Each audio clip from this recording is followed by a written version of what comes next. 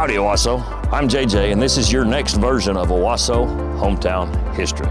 Today we're going to talk school, as I stand here next to the oldest standing building here at Owasso Public Schools, a gymnasium, currently at Owasso Ram Academy, previously at Barnes Elementary, and before that was Owasso High School. It's no secret that a strong school system makes a community an attractive place to call home.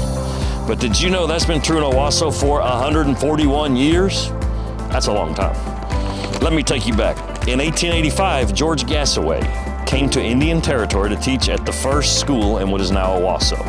He was not a member of the Cherokee Nation, so he had to marry Mary Holland of the Cherokee Nation, and then he was eligible to be a teacher here in Indian Territory. In 1898, Lulu Barnes opened the subscription school for non-tribal children, charging $1 per student per month. Yes, that Lulu Barnes, the namesake of Barnes Elementary, where my kids go to school today. By 1903, a frame building was added and enrollment grew to 47 students, pretty significant for 1903 Owasso Indian Territory.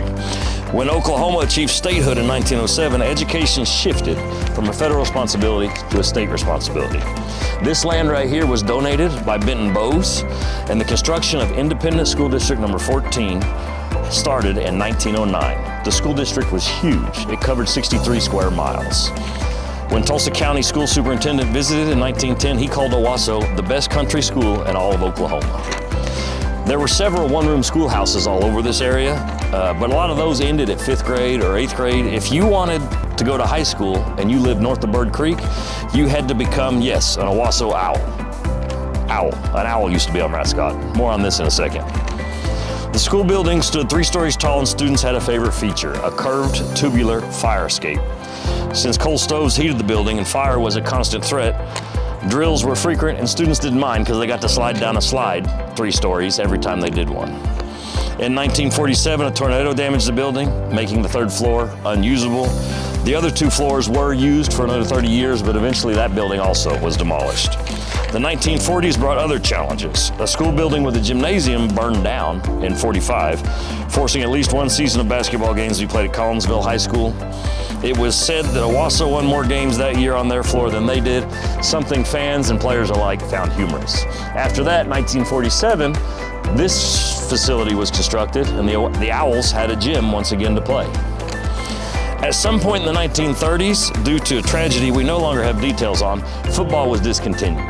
But by the 50s, there was enough interest in football that we needed a team. There was just one problem. The wise old owl didn't quite feel tough enough for a football team. With the Los Angeles Rams rising in popularity at the time, students began calling themselves the Rams. It stuck. Go Rams! Fast forward to today with 14 schools and almost 10,000 students, we've come a long way. The goal today was simple, to remind us that Owasso just recently hasn't become a great place for kids to go to school. Our commitment to education runs more than a century deep. Thank you for joining me today. We'll see you next time. And remember, if you don't know your history, you don't know yourself.